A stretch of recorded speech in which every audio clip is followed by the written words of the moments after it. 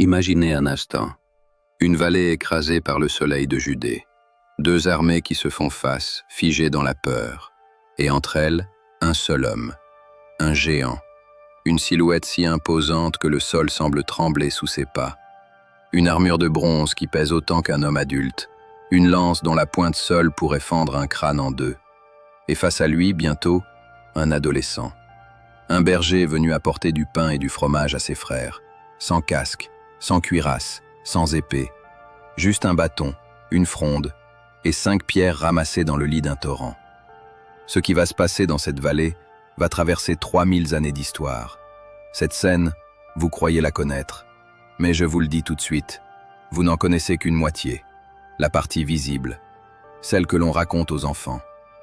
Il en existe une autre, plus sombre, plus politique, plus stratégique. Une lecture où le petit n'est peut-être pas si petit, et où le géant n'est peut-être pas si invincible. Restez avec moi jusqu'à la fin, car ce que vous allez entendre va probablement changer pour toujours votre regard sur ce duel mythique. Je suis Elias Verne, conteur de grands récits, et aujourd'hui, sur Mémoire des origines, je vous emmène dans la vallée du Térébinthe. Tout commence il y a environ 3000 ans, dans une terre disputée. À l'ouest, la mer. À l'est, les montagnes. Entre les deux, un peuple qui cherche à exister. Les Hébreux. Ils sont divisés en 12 tribus. Ils sont dirigés par un roi récemment couronné, Saül. Un homme grand, beau, choisi pour son apparence autant que pour sa stature. Mais Saül vacille, il doute, il sent que sa couronne lui glisse des doigts. Face à lui, un autre peuple, les Philistins. Un peuple guerrier, venu selon plusieurs hypothèses des îles de la mer Égée. Un peuple qui maîtrise une arme redoutable, le fer. Pendant que les Hébreux travaillent encore le bronze, les Philistins forgent des épées plus solides, plus tranchantes. Ils ont l'avantage technologique, et ils le savent. Les deux armées se retrouvent dans la vallée du Térébinthe, une vallée étroite, encadrée de collines. Les Philistins occupent le versant sud, les Hébreux le versant nord. Au milieu, un torrent, et un silence pesant. Personne n'attaque, personne n'ose descendre le premier dans la plaine, car celui qui descend perd l'avantage du terrain. C'est alors que sort le champion, Goliath de Gath, un homme dont les chroniques disent qu'il mesurait 6 coudées et un empan. Selon les traductions, cela donne une taille comprise entre 2 mètres et 70 et 3 mètres et 15. Une taille hors du commun, une taille presque pathologique. Nous y reviendrons. Goliath s'avance dans la vallée. Il porte un casque de bronze, une cuirasse à écailles qui pèse, dit-on, près de 57 kilos, des jambières de bronze, une lance dont la pointe pèse à elle seule plus de 7 kilos, et il propose un duel. Un seul homme contre lui. Si le champion hébreu gagne, les Philistins se rendent. Si Goliath gagne, les Hébreux deviennent leurs esclaves. Cette pratique, dans l'Antiquité, on l'appelle le combat singulier. Elle évite des bains de sang. Elle remplace la guerre par un duel. Et elle suppose que les dieux trancheront en faveur du juste. Pendant 40 jours, Goliath sort matin et soir. Pendant 40 jours, il lance son défi. Pendant 40 jours, personne ne répond. Pas même le roi Saül. Pas même les meilleurs guerriers du royaume. La peur a paralysé tout un peuple. Et c'est là que tout bascule. Car dans une bergerie reculée, un jeune homme garde les troupeaux de son père. Il s'appelle David. Il est le 8e et plus jeune fils de Jessé, de la tribu de Juda. On le décrit comme roux, beau, aux yeux clairs. Il joue de la harpe, il compose des chants. Il a déjà tué, dit-il, un lion et un ours pour défendre son troupeau. Mais il n'est pas soldat. Il n'a aucune expérience de la guerre. Son père l'envoie au camp porter du pain, du grain et du fromage à ses frères aînés, engagés dans l'armée de Saül. C'est en arrivant qu'il entend les insultes du géant. Et là, quelque chose se déclenche en lui. Une indignation, une colère. Comment, demande-t-il, ce païen peut-il défier l'armée du Dieu vivant? Avant que David ne descende dans cette vallée, et avant que je ne vous révèle ce que les chercheurs modernes ont découvert sur ce combat, je vous invite à prendre une seconde, une seule, pour vous abonner à Mémoire des origines, activer la cloche et laisser un mot en commentaire. Dites-moi simplement le pays depuis lequel vous m'écoutez. Cela m'aide à comprendre où voyagent ces récits. Et cela aide la chaîne à grandir, pour que ces histoires anciennes continuent d'être racontées. Maintenant, revenons dans la vallée. David se présente devant Saül. Le roi le regarde avec scepticisme. Cet adolescent veut affronter le géant. C'est insensé, c'est suicidaire. Mais David insiste. Il raconte ses combats contre les bêtes sauvages. Il dit que celui qui l'a sauvé des griffes du lion le sauvera des mains du Philistin. Saül cède. Mais il veut au moins équiper le jeune homme.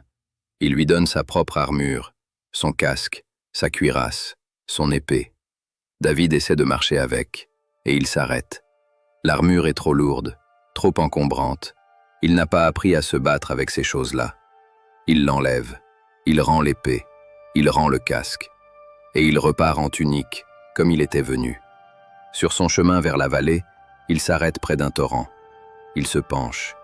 Il choisit 5 pierres lisses, polies par l'eau pendant des siècles. Il les glisse dans sa besace de berger. Il prend sa fronde, cette simple lanière de cuir qu'il manie depuis l'enfance pour effrayer les bêtes, et il descend dans la plaine. Goliath le voit arriver. Il ne le prend pas au sérieux. Il rit. Il l'insulte. Il lui demande s'il le prend pour un chien, qu'on vienne à lui avec un bâton. Il jure de donner sa chair aux oiseaux du ciel. Mais David ne tremble pas. Il avance. Il parle. Il dit que ce combat ne lui appartient pas, qu'il appartient à son Dieu. Et alors, sans attendre, sans hésiter, il court vers le géant. C'est ici que tout se joue. En quelques secondes, David glisse une pierre dans sa fronde. Il tournoie. Il vise le seul point non protégé de Goliath, le front, entre le casque et la visière. La pierre part. Elle file dans l'air. Elle frappe. Goliath vacille. Goliath tombe. La face contre terre. David court. Il prend l'épée du géant, la propre épée de Goliath, et il lui tranche la tête. L'armée philistine, voyant son champion à terre, est saisie de panique. Elle se débande. Les Hébreux poussent un cri immense et se lancent à la poursuite. Ce qui devait être une défaite devient une déroute. Pour les Philistins, c'est le commencement de la fin. Pour David, c'est le début d'un destin royal. Voilà l'histoire telle qu'elle nous est parvenue. Mais maintenant, je vous propose de la décoder, car derrière le récit, il y a plusieurs couches de lecture, et chacune mérite que l'on s'y arrête. Première couche, la couche militaire. Les historiens et les stratèges modernes se sont penchés sur ce combat, et ils sont arrivés à une conclusion surprenante. David n'était peut-être pas le faible dans ce duel, il était peut-être le fort. Et Goliath n'était peut-être pas le fort, il était peut-être le faible. Pourquoi ? Parce que dans les armées antiques, il existait 3 types de combattants. La cavalerie, l'infanterie lourde, et les troupes légères, équipées d'arcs, de javelots et surtout de frondes. Le frondeur antique n'était pas un berger amateur. C'était un soldat redouté. Une pierre lancée à la fronde pouvait atteindre une vitesse comparable à celle d'une balle moderne. Sa portée dépassait les 200 mètres. Son impact pouvait fracturer un crâne, même protégé. Goliath, équipé en fantassin lourd, ne pouvait combattre qu'au corps à corps. Il attendait un duel à l'épée. Il était immobile, il était lent, il était une cible immense. David refuse de jouer selon les règles du géant. Il choisit une autre arme, une arme à distance. Et dans ce changement de règle, il prend l'avantage. Le colosse n'a jamais eu sa chance. Il a été abattu avant même d'avoir pu lever sa lance. Cette lecture renverse complètement le sens du récit. Ce n'est plus l'histoire du faible qui triomphe du fort. C'est l'histoire de l'intelligence qui triomphe de la brutalité, de l'agilité qui triomphe de la masse, de celui qui pense autrement contre celui qui suit les codes établis. Deuxième couche, la couche médicale. Plusieurs chercheurs contemporains se sont demandé pourquoi Goliath était si grand.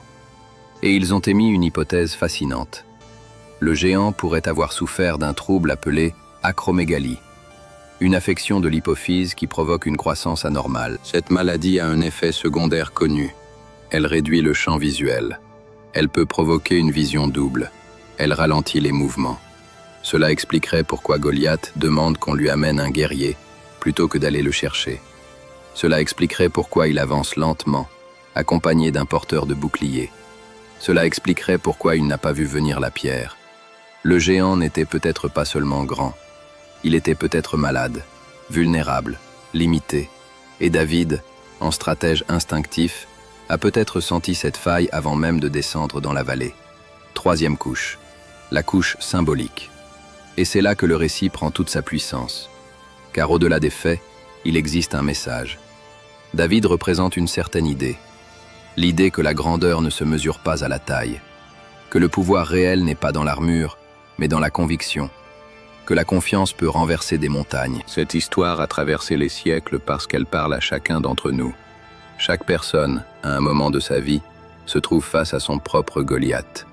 Une maladie, une injustice, une montagne professionnelle, une peur intime. Et chacun se demande, est-ce que j'aurai la force?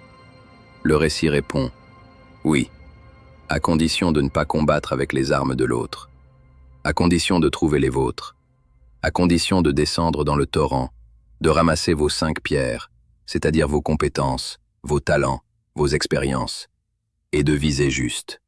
Quatrième couche, la couche politique. N'oublions pas que ce récit a aussi servi un projet, le projet d'un peuple en construction.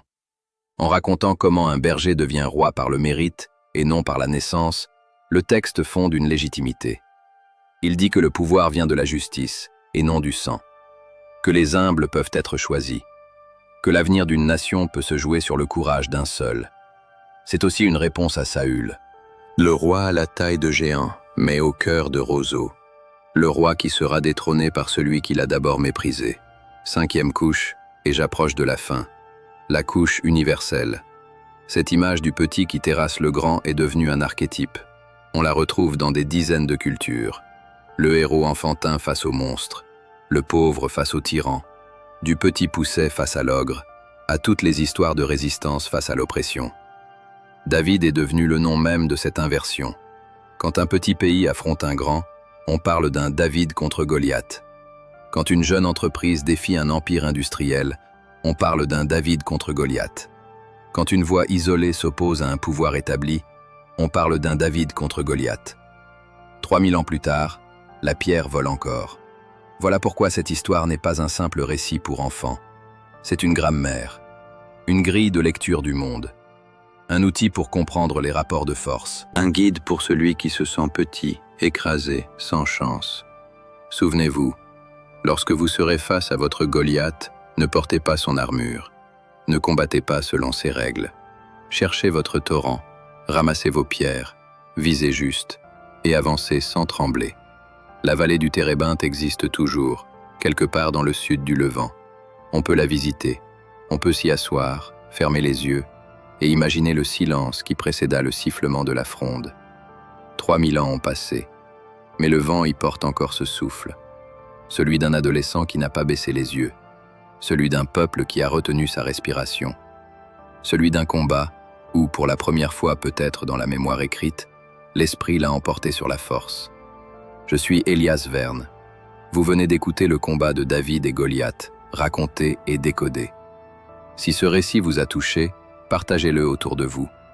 Laissez un commentaire pour me dire quelle couche de lecture vous a le plus marqué. Et surtout, ne quittez pas la chaîne, car la prochaine histoire, je vous le promets, vous emmènera dans un autre coin du monde, à la rencontre d'un autre mystère oublié. À très bientôt sur Mémoire des origines.